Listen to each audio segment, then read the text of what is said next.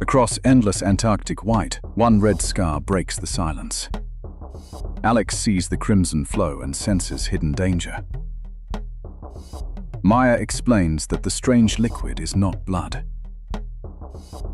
Iron meets oxygen and paints the ice rusty red. The greater mystery waits in darkness beneath Taylor Glacier. Microbiologist Lena Volkov vanished here 12 hours earlier. Her emergency beacon still pulses from beneath the ice. Elias gives them 6 hours before the whiteout arrives. The team loads Aurora and checks every rescue line. Aurora leaves the station and enters the frozen desert. Katabatic winds strip the valley and expose ancient stone. Frozen Lake Bonny appears beneath Taylor Glacier's towering wall. Blood falls stains the glacier like spilled crimson paint. Maya launches Kestrel to map the glacier's hidden warmth. The beacon comes from behind the red outflow itself. Fresh footprints reach the ice wall and suddenly disappear. Alex finds Lena's cracked sample case beneath thin ice. A broken safety clip confirms Lena passed this way. Red brine suddenly pulses from a narrow blue fissure. A deep groan rolls through the glacier beneath them. Maya detects a warm line running deep inside the glacier. Extreme salt keeps the hidden water liquid below freezing. Kestrel reveals narrow channels threading beneath the frozen surface. Elias anchors the team before anyone enters the crevasse. Alex discovers a metal cable frozen inside the wall. The cable belongs to Lena's missing cryo-mole probe. Grey storm clouds begin swallowing the distant mountain peaks. Elias wants backup, but Lena's signal keeps weakening. They enter with strict timing and a marked escape route. Alex leads, Maya follows, and Elias guards the rear. Daylight fades into deep cobalt blue around the team. Rust-colored veins streak the ice like frozen arteries. The cryomole lies crushed between two shifting ice blocks. Maya restores one final recording from Lena's damaged probe. Lena's weak voice says to follow the warmer brine. The tunnel narrows until they crawl on elbows. Dark liquid moves beneath the transparent floor below them. Fresh drag marks show Lena was pulled farther inside. A thin ice bridge suddenly breaks beneath Maya's weight. Alex locks the rope and catches Maya above the brine. Elias pulls Maya up and checks her for injuries. Ahead opens a vast chamber no map has recorded. Brine channels cross the chamber like a hidden circulatory system. Maya detects cold-adapted microbes inside the ancient brine. Lena's emergency shelter stands empty inside the chamber. Her oxygen and heat supplies are nearly exhausted. A hand-drawn route points beneath the main chamber. 3 steady knocks rise from beneath the ice. Alex calls Lena's name into the narrow opening. A faint answer returns from far below the glacier. They follow the knocks through sharp white salt pillars. A thin red mist rises from warmer brine below. Warmer currents fracture the ice beneath their route. Elias finds a crawlway blocked by a fallen ice slab. Alex squeezes through the gap on a secured rescue line. He finds Lena trapped beneath ice but still conscious. Lena used her last heater to protect her hands and radio. Maya crawls in and stabilizes Lena's trapped leg. Lena warns that pressure is rising across the brine channels. The chamber may discharge violently through blood falls soon. Lena says her probe struck a pressurized brine vane. The surge opened a passage and collapsed her return route. Maya reminds them the hidden brine is not red yet. Microbes survive here using chemistry instead of sunlight. An ancient saline reservoir lies isolated beneath their feet. Lena believes the data may illuminate life beyond Earth. Then every pressure sensor suddenly jumps into danger. A major crack races across the chamber ceiling. Elias orders them to abandon gear and move Lena now. They retreat as brine rises around the ice path. They hand the stretcher through the low, slippery tunnel. Outside, the storm seals their original entrance with snow. Maya sends Kestrel ahead to find another opening. Kestrel finds a narrow ice chimney toward the surface. Elias widens the chimney carefully with a thermal cutter. A heavy brine surge floods the chamber behind them. Alex slips on wet salt and slides toward the surge. Maya grips his harness while Elias hauls them upward. Lena's data drive falls beside the rushing brine. Alex retrieves it safely with a long rescue hook. The floor splits and leaves a wide gap ahead. Elias builds a short bridge from anchors and rescue ladder. They move Lena across first and crawl after her. The cryomole cable snags and drags the bridge backward. Elias cuts the cable before the bridge can fail. Every light dies as a shock moves through the glacier. Maya follows a red mineral trail toward the surface. A slit of white daylight appears beyond the shaking tunnel. Pressure behind them builds into a deep subterranean thunder. The discharge pushes everyone through the surface opening. Behind them, blood falls erupts brighter across the white ice. The whiteout arrives and erases every landmark within minutes. Aurora disappears even though it waits less than a kilometer away. Kestrel's beacon becomes their only guide through the storm. Lena's temperature keeps falling beneath the emergency blanket. Maya converts a cargo sled into an insulated rescue carrier. Alex pulls while Elias probes hidden crevasses ahead. Maya keeps Lena awake with calm, repeated questions. The red falls vanish behind the wall of snow. Aurora's orange lights finally appear like a frozen beacon. Aurora's heater slowly stabilizes Lena's falling temperature. Maya opens a three-dimensional map of hidden brine channels. The data reveals a deep aquifer stretching beneath Taylor Glacier. Dissolved iron turns red only after reaching oxygen. Salt and freezing heat help keep the brine moving. Microbes endure darkness by harvesting chemical energy from minerals. The rescue also captured a rare blood falls discharge event. At dawn, the storm clears above the silent dry valleys. They return at safe distance and inspect the site remotely. Maya collects one authorized surface sample without disturbing the system. Blood falls quiets into thin, rust-colored streams again. Lena thanks them for choosing her life over every discovery. Alex no longer sees the red flow as something monstrous. He sees a living system hidden inside a frozen desert. Maya duplicates the data and seals every sample securely. Elias orders departure before the weather can turn again. Kestrel makes one final flight above Taylor Glacier.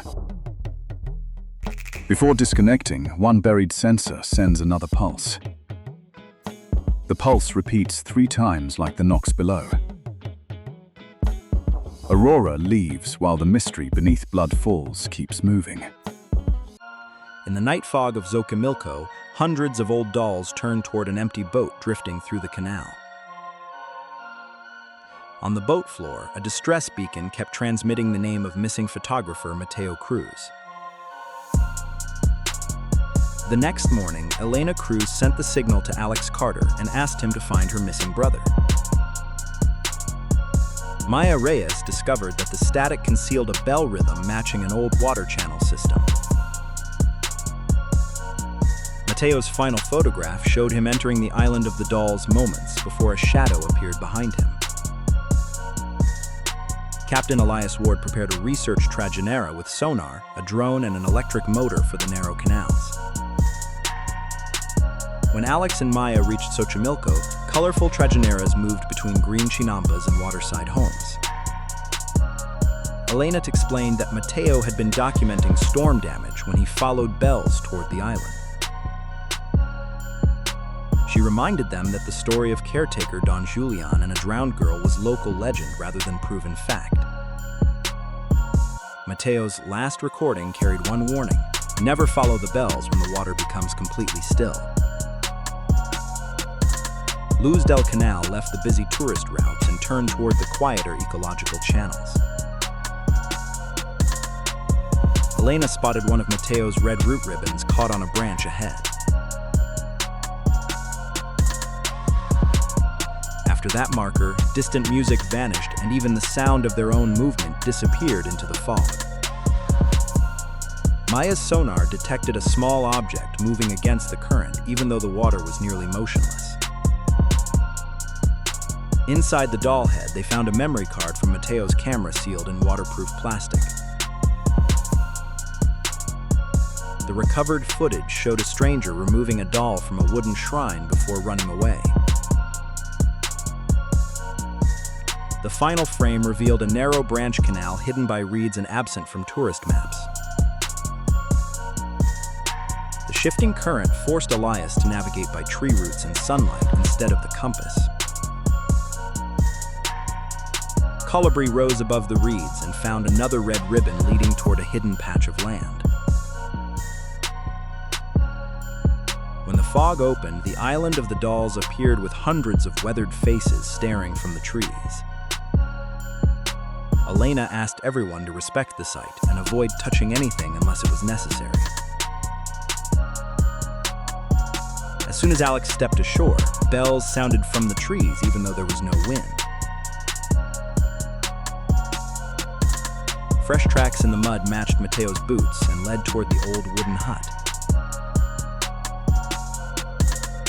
Maya's receiver confirmed that the distress signal came from beneath the hut floor rather than the trees. The front door was blocked from inside, and part of Mateo's camera strap hung from the handle. Elias found a broken side window and the team entered carefully without disturbing the objects inside.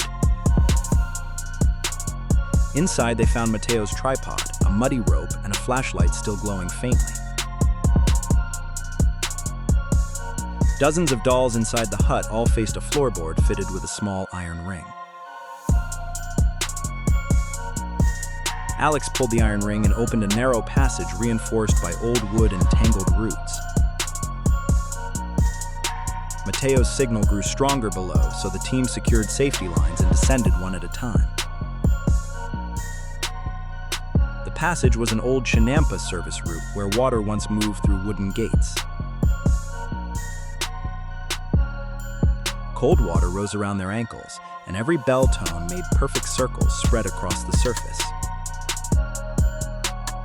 The receiver led them to Mateo's backpack, trapped beneath a broken support beam. Inside the backpack were spare batteries, medicine, and notes saying Mateo followed the bells eastward. The tunnel split in two, but only the right branch carried red threads from a doll's clothing. Elena believed Mateo used the threads as markers after someone removed his root ribbons. Deeper inside, they found small dolls hanging from fishing line like silent arrows. Maya realized that air vents moved the bells while water pressure carried their sound through the island. However, a hidden camera in the backpack recorded a stranger taking Mateo's equipment and fleeing east. Alex chose that route because the distress signal was now only a few dozen meters away. The tunnel ended at a large flooded chamber supported by timber posts beneath the island. Across the chamber, Mateo was trapped behind a fallen beam but remained conscious and called to Elena. The current between them was too strong to cross, and the old posts could fail under more weight. Maya found the sluice controls, but the main wheel was jammed by mud and roots.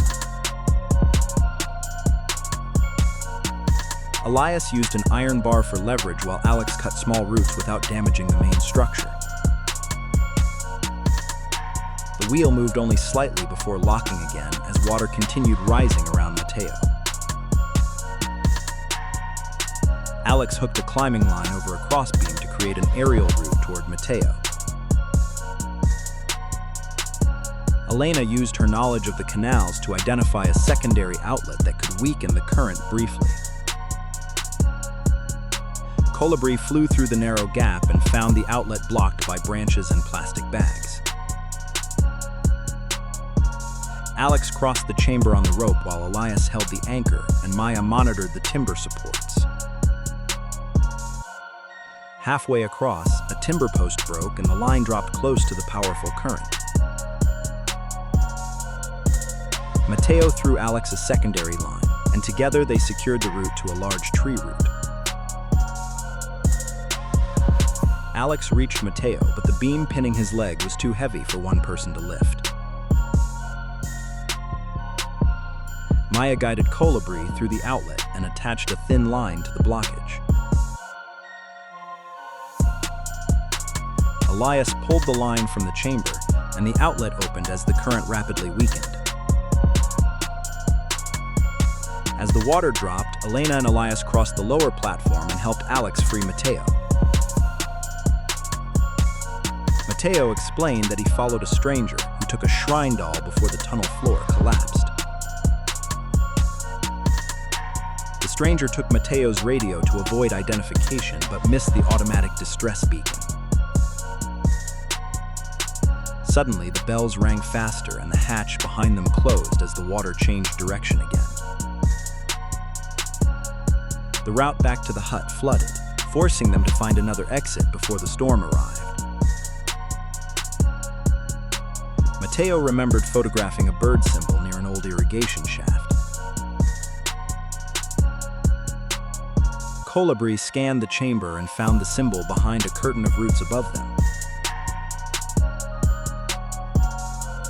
Alex climbed first and opened a wooden cover leading into a dry shaft barely wide enough to crawl through.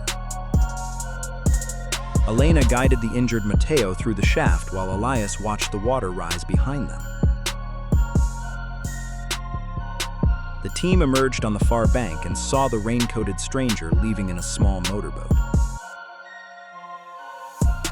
Mateo confirmed that the bundle held the shrine doll, and Elena insisted that it be returned. Luz del Canal raced through the dark canal while Elias steered, and Maya tracked the motorboat by drone.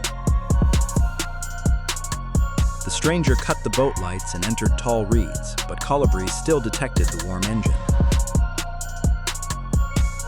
A strong wind knocked hanging dolls together, and the frightened stranger accelerated into the narrow channel. The motorboat became tangled in roots and water plants, allowing Luz del Canal to catch up without collision. The stranger was Raul Mendoza, an amateur collector who believed the doll would bring him fame. Raul admitted that he heard his name after taking the doll and believed the island was following him. Maya explained the bells through air vents and water pressure, but could not identify the voice Raul heard. Elena recovered the doll and reminded Raul that the island's objects belonged to its story and community. Both boats returned as heavy rain fell and water around the island rose quickly. Alex and Elena returned the doll to the wooden shrine, while Maya reopened the sluice system below. When the doll returned to its place, the bells slowed and Maya's instruments began working normally. Mateo concluded that tunnels, wind, and water explained much, but not how the beacon reached the empty boat. At sunrise, they left the island with Raul and reported the dangerous tunnel to local caretakers. That night, Maya reviewed the footage and saw a small childlike shadow beside the shrine when nobody was there. Beneath the Atlantic, a wrecked aircraft and a spinning compass still guarded a secret no one could explain. Years later, Alex Carter intercepted a faint distress call coming from coordinates inside the Bermuda Triangle. Maya Reyes analyzed the signal and discovered a repeating structure unlike any modern communication system. Captain Elias Ward recognized the coordinates as the place where his friends aboard the Orion had vanished years earlier. Despite his warning, Alex and Maya loaded their equipment onto Horizon to trace the signal before it disappeared again. As Horizon left port, all three understood the voyage might carry them beyond every familiar law of nature. At the triangle's edge, the sea became perfectly still, as though wind, waves, and time had stopped together. The digital compass and its mechanical backup failed at once, proving Horizon had entered an unrecorded disturbance. Radar revealed an invisible ring surrounding the ship while empty ocean stretched beyond every window. The birds ahead spiraled out of control and vanished behind a towering wall of fog. Elias chose to enter, as Alex and Maya sealed the deck before the gray mist swallowed Horizon completely. Inside the fog, Alex saw ancient masts drifting past like memories of vessels lost long ago. The radio suddenly carried dozens of distress calls from different eras, all repeating the same coordinates. A perfect storm vortex formed overhead and forced Elias to use full power against its pull. A massive wave swept the deck and Alex dragged Maya away from equipment, sliding toward the rail. Lightning revealed a rusted cargo ship traveling beside them, yet not one person stood aboard it. Navigation showed Horizon moving in circles, even though the wheel remained straight and the sun never changed position. They recovered an Orion lifebuoy from the waves and found the water on it strangely warm. Maya traced a transmission from the buoy to the seabed, convincing them to deploy the Manta submersible. When the storm briefly weakened, Alex and Maya entered Manta and descended beneath Horizon. Manta sank through colder layers as the glow of the surface rapidly shrank above them. Depth gauges and compasses reversed repeatedly, as though the submersible crossed overlapping layers of space. A school of fish froze in the water before fleeing together from a moving light below.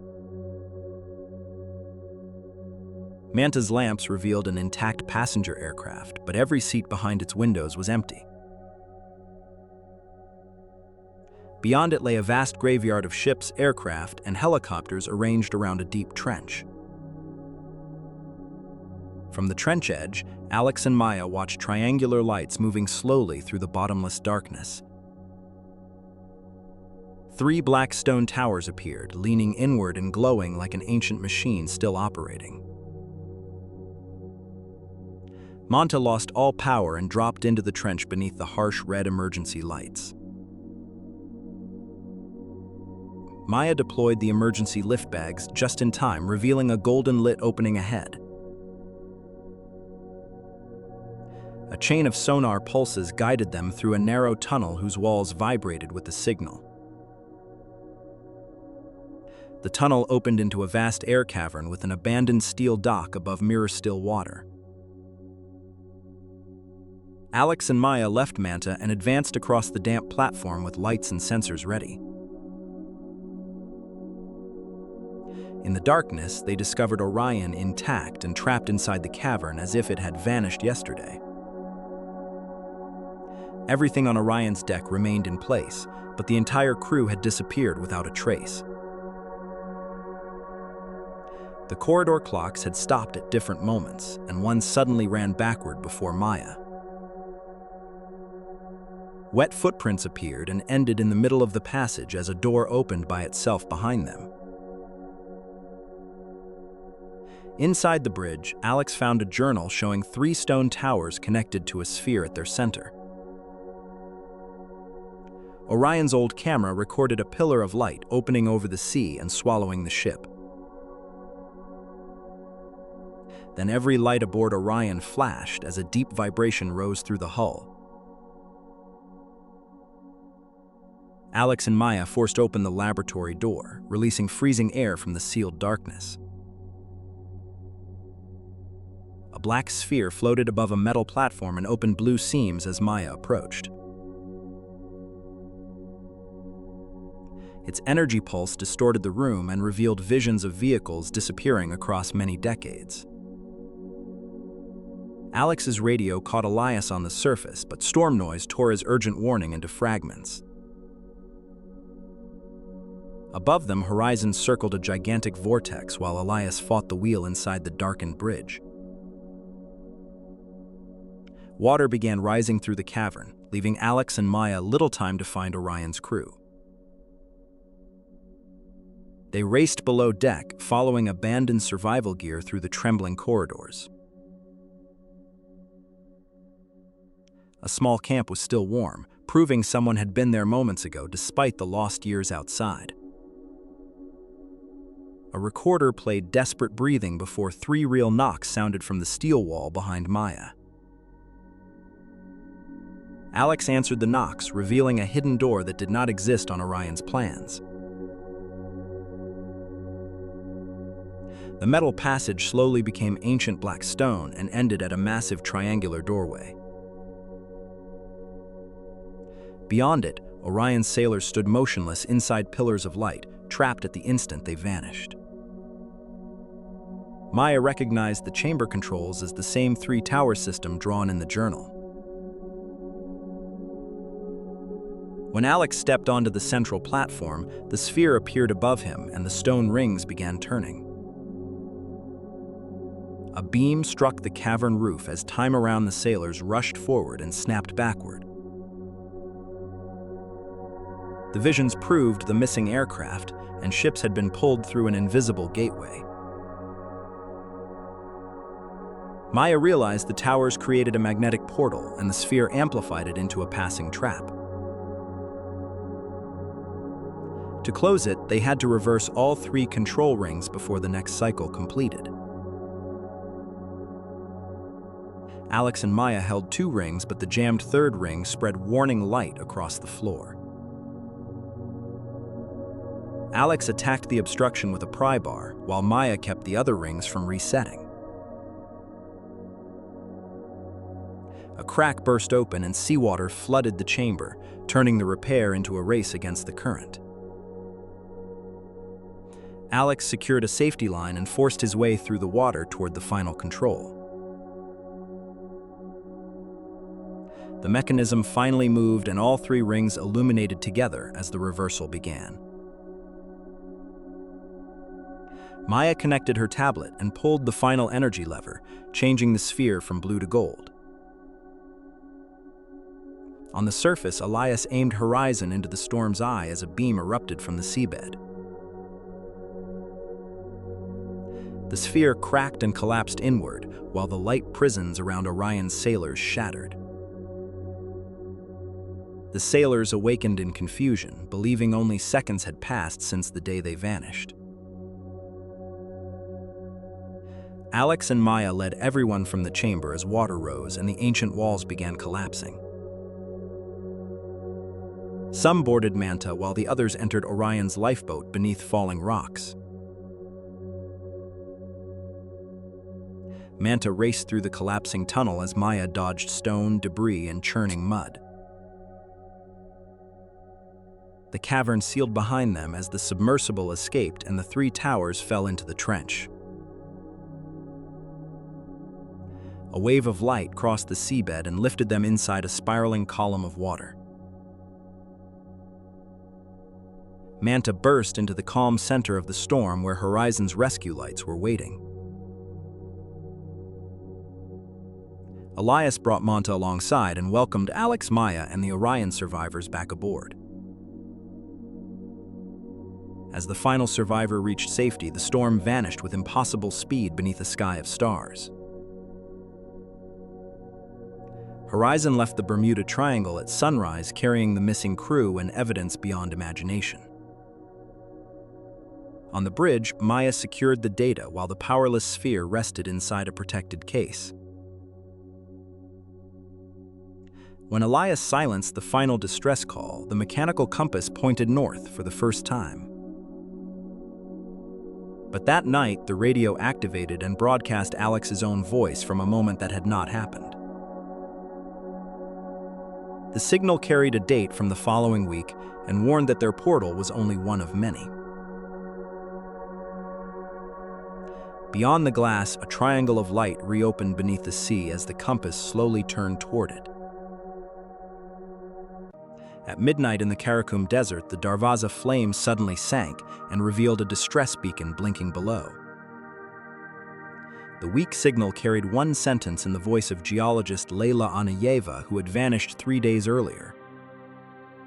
The next morning, Alex Carter received the recording and saw coordinates located directly beneath the center of the fiery crater. Maya Reyes removed the methane interference and uncovered an old survey code hidden inside the signal rhythm. Captain Elias Ward recognized the code from a Soviet-era drilling station missing from every modern map. Desert guide Murad Atayev agreed to lead them to Darvaza, but warned that sand could erase a road within minutes. They prepared the Karakum 1 rover with the Falcon drone and gas instruments for the journey across the desert. Karakum 1 left the outskirts of Ashgabat and drove north into an endless sea of sand. Falcon rose above the dunes and detected fresh tire tracks running parallel to the team route. The tracks ended at an abandoned survey camp only a few kilometers from the Darvaza crater. At sunset, they saw that the Darvaza flames were far weaker than the images recorded in earlier years. Layla's tent remained standing, but her journal equipment and heat boots had been abandoned in disorder. A line of footprints led from the tent toward the restricted northern rim of the crater. As they approached, Murad's compass spun wildly, while Maya's gas instruments sounded warnings together. Inside the heated ground, Alex discovered a perfectly rectangular patch of cold sand. Thermal images from Falcon revealed a metal chamber hidden directly beneath the desert surface. Elias used the Karakum 1 winch to lift a steel plate and expose a buried hatch. On a surviving security camera, Layla appeared entering the hatch beside a masked man. Before they could open the hatch, a massive wall of sand rose across the horizon. The team anchored the rover to the station and sheltered inside as the sandstorm swallowed Darvaza. Behind a decayed wall, Murad found a pipeline map leading directly beneath the burning crater. When the storm weakened, Elias opened the hatch and rigged ropes into an unknown depth. Falcon descended first and transmitted images of a metal staircase half buried by sand. Alex, Maya, Elias, and Murad descended one by one as the hatch above became a tiny point of light. The deeper they went, the colder the air became, even while the fire roared above them. The tunnel opened into a glossy black cavern shaped by heat and minerals. 3 steady knocks echoed from deeper inside and stopped when they called Layla's name. They found a research assistant trapped behind a steel frame but still conscious. The assistant said Layla pursued Viktor Sokolov after he stole the main pressure regulator. Viktor was a former drilling engineer who believed an untouched gas chamber lay beneath Darvaza. The regulator could open that chamber, but could also destabilize the entire methane network. The team sent the assistant back toward the station and followed the tracks left by Viktor and Layla. The route carried them past salt pillars like towers and carvings left by ancient caravans. A stream of blue flame followed a rock fissure and lit the path like a cold river of fire. An old metal bridge shook beneath them above a deep shaft filled with hot gas. Half the bridge collapsed and left Alex hanging from his safety line above the shaft. Elias anchored the rope while Maya and Murad pulled Alex onto the remaining bridge. Beyond the shaft, they discovered an old drilling rig hanging inside the cavern like a steel skeleton. The knocking returned from a control room sealed behind fallen rock. Alex and Elias used a hydraulic jack to widen the gap and pull Layla free. Layla explained that Viktor had gone to the central valve room to open a sealed borehole. Removing the regulator weakened the surface flames while methane accumulated inside sealed caverns. If Viktor opened the borehole, the pressure could fracture both Darvaza and the camp above. Falcon followed a ventilation duct and located Viktor in the valve room beneath the drilling rig. The team split into 2 routes to reach the valve room before pressure reached a dangerous level. Alex and Murad crawled through an old pipe while the metal trembled with each gas surge. Maya, Elias, and Layla crossed a valve corridor where wheels opened and closed under changing pressure. Viktor sealed the control room when he saw their lights approaching through the corridor. Maya connected her tablet to the old panel and solved the lock through its mechanical sequence. At the same moment, Alex emerged from the pipe onto scaffolding directly above Viktor. Alex saw Viktor opening the main valve while the pressure gauge climbed toward danger. He warned that the gas well could not be opened because the cavern roof had been unstable for years. Viktor refused to stop and pulled the borehole lever into its final position. A pressure wave tore through the valve room, broke the scaffolding, and threw Viktor from the controls. Alex jumped down and pulled Viktor away from the shaft instead of leaving him behind. The steel door opened and Layla rushed inside to recover the regulator before pressure climbed again. New cracks spread across the cavern roof and showed that the entire chamber was beginning to collapse. Layla restored the regulator, but 3 relief vents had to open at the same time. Maya located one vent in the valve room, another by the broken bridge, and the last beneath the crater. Elias stayed with Viktor in the first vent, while Alex and Murad ran toward the broken bridge. Layla and Maya carried the portable controller into the tunnel beneath the center of Darvaza. On the surface, Karakum 1 automatically pulled a backup pipe under Murad's remote command. Alex and Murad reached the second vent, but the remaining bridge leaned over the deep shaft. Alex slid along the rope to the vent platform and locked himself to a column before turning the wheel. Maya and Layla reached the final chamber where heat from Darvaza made the metal glow red. Maya counted the signal rhythm, and all three teams opened the relief vents together. Methane redirected into the backup line, and pressure began leaving the sealed caverns. On the surface, Darvaza erupted in one final brilliant surge like a firestorm in the desert. The final tremor jammed the lift doors and blocked the fastest route back to the surface. Murad led them to an old maintenance ladder rising through rock beside the crater rim. Elias secured Victor to the rescue line while Alex climbed below to support his weight. Behind them, Layla and Maya closed the final valve to stop fire from traveling back into the tunnel. The team climbed from the maintenance hatch as the first dawn spread across the Karakum desert. The Darvaza flames settled into small stable pockets, and the gas instruments stopped alarming. A rescue convoy reached the camp and evacuated the assistant and Victor from the danger zone.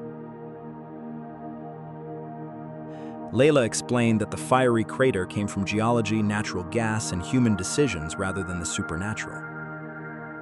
The underground complex was sealed so scientists could monitor methane and ground stability safely.